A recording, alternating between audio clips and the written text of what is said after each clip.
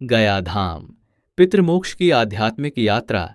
क्या आपने कभी सोचा है, एक जगह जो सिर्फ धरती पर नहीं बल्कि सीधे हमारे पूर्वजों की आत्मा से जुड़ी है, एक ऐसी भूमि जहां कदम रखते ही पीढ़ियों के बोझ हल्के हो जाते हैं, जहां शोक, श्रद्धा और मोक्ष में बदल जाता है।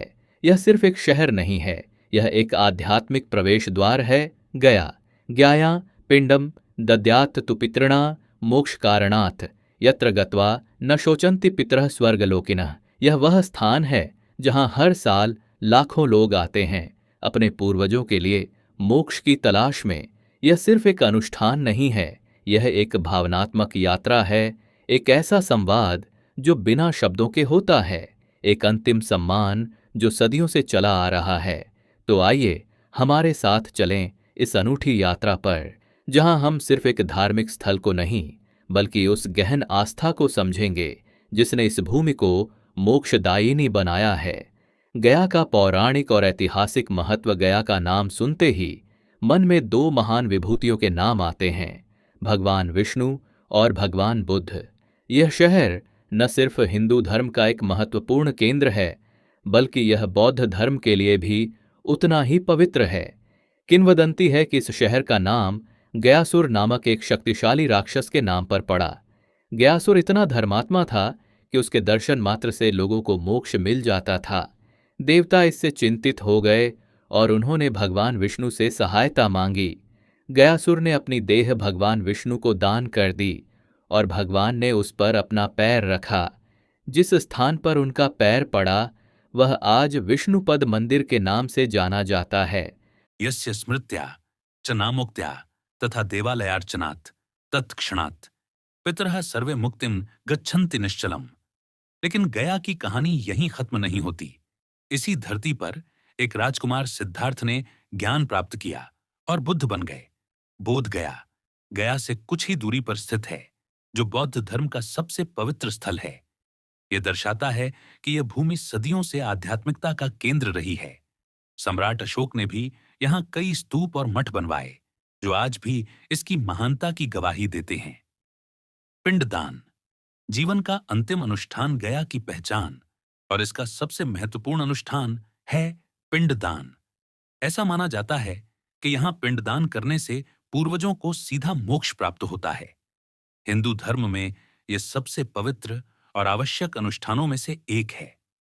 पिंडम दद्यात् फल्गुतीर्थे पितरः तृप्तिमाप्नुवन्ति यत्र पिंड प्रदानेन पितृदोषो विनश्यति। पिंडदान का अर्थ है पिंड, चावल, जौ और आटे से बनी गोलाकार आकृति को पूर्वजों को अर्पित करना। ये पितरों को जल और भोजन देने का प्रतीक है। फल्गु नदी के किनारे इस अनुष्ठान को बड़े ही विधि विधान से किया जाता है। यहाँ का हर घाट, हर कदम एक कहानी कहता है। लोग अपने पूर्वजों को याद करते हुए उनके लिए प्रसाद तैयार करते हैं और फिर पुरोहितों के मंत्रोच्चारण के साथ पिंडदान की प्रक्रिया पूरी करते हैं। यह सिर्फ एक धार्मिक क्रिया नहीं, बल्कि अपने पूर्वजों के प्रति सम्मान और प्रेम प्रकट करने का एक गहरा भावनात्मक तरीका है। विष्णुपद मंदिर इस अनुष्ठान का केंद्र है। यह मंदिर फल्गु नदी के तट पर स्थित है। इस मंदिर की वास्तुकला बहुत ही अद्भुत है। इसके अंदर भगवान विष्णु के पद चिन्ह की पूजा होती है, जो कि एक गोलाकार पत्थर पर अंकित है। यह पद चिन्ह ही वह स्थान है जहां गयासुर की देह पर भगवान विष्णु ने अपना पैर रखा था। फल्गु नदी और अक्षयवट का रहस्य गया कि एक और रहस्यमयी पहचान है यहाँ की फल्गु नदी। ये नदी बाहरी तौर पर सूखी दिखाई देती है, लेकिन अगर आप इसके किनारे रेत को खोदेंगे तो आपको पानी मिल जाएगा। पौराणिक कथा के अनुसार माता सीता ने यहाँ राजा दशरथ का पिंडदान किया था। जब वह पिंडदान कर रही थीं, तो राजा दशरथ ने उन्हें प्रत्यक्ष दर्शन दिए। लेकिन जब माता सीता ने गवाहों से सच्चाई बताने को कहा, तो गाय, तुलसी और एक ब्राह्मण ने झूठ बोल दिया। इससे क्रोधित होकर माता सीता ने उन्हें श्राप दे दिया। लेकिन फल्गु नदी ने सच्चाई बताई, इसीलिए माता सीता ने उसे श्राप दिया कि वह हमेशा सूखी रहेगी। यह कहानी हमें सिखाती है कि सत्य हमेशा छिपा नहीं रहता, भले ही वह रेत के नीचे दबा हो। माता सीता और फल्गु नदी का श्राप। एक पौराणिक कथा वनवास के दौरान जब भगवान राम, लक्ष्मण और माता सीता अपने पिता दशरथ का श्राद्ध करने के लिए गया धाम पहुंचे, तो भगवान राम और लक्ष्मण पिंडदान की सामग्री लेने के लिए पास के जंगल में चले गए। इसी दौरान राजा दशरथ की आत्मा वहां प्रकट हुई और उन्होंने सीता माता से कहा कि उन्हें बहुत भूख लगी है और पिंडदान का समय हो रहा है। सीता माता ने उन्हें फल्गु नदी की रेत, आंख के फूल और वट वृक्ष की टहनी से पिंडदान अर्पित कर दिया। जैसे ही उन्होंने पिंडदान किया, दशरथ की आत्मा को शांति मिली। जब राम और लक्ष्मण वापस लौटे तो उन्हें विश्वास नहीं हुआ कि पिंडदान हो चुका है। सीता माता ने सबूत के लिए फल्गु नदी, वट वृक्ष, गाय, तुलसी और एक पुरोहित को गवाह बनाया, लेकिन डर के कारण सभी ने झूठ बोल दिया। उन्होंने कहा कि पिंडदान नहीं हुआ। इस पर सीता माता को बहुत क्रोध आया और उन्होंने उन्हें श्राप दे दिया। फल्गु नदी को श्राप दिया कि वह बाहरी तौर पर हमेशा सूखी रहेगी और उसके अंदर पानी होकर भी दिखाई नहीं देगा। गाय को श्राप दिया कि उसका मुख पवित्र माना जाएगा, लेकिन उसकी पूंछ अपवित्र रहेगी। तुलसी को श्राप दिया कि वह हर शुभ कार्य में इस्तेमाल नहीं होगी, बल्कि सिर्फ कुछ विशेष पूजाओं में ही उसका उपयोग होगा।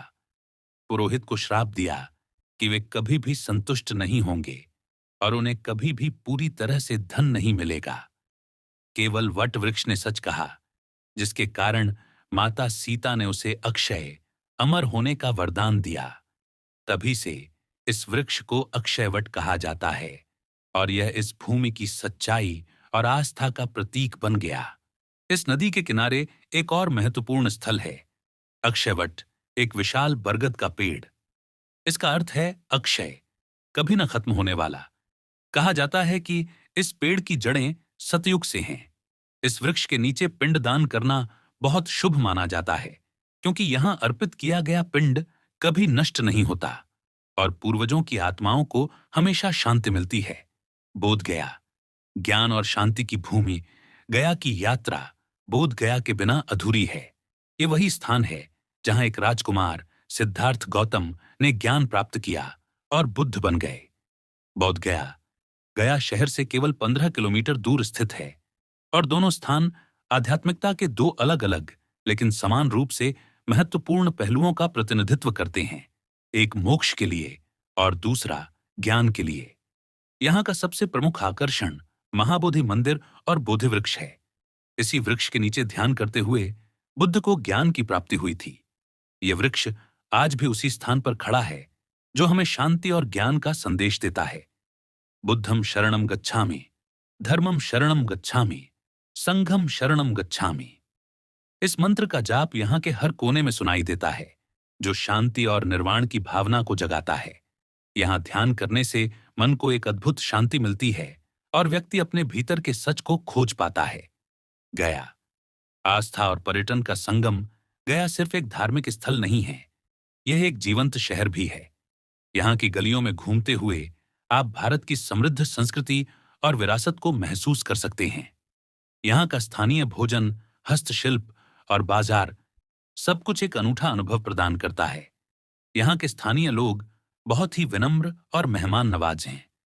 वे अपनी संस्कृति और धर्म को बड़े गर्व के साथ जीते हैं और यही भाव हर आने वाले व्यक्ति को अपनी ओर आकर्षित करता है।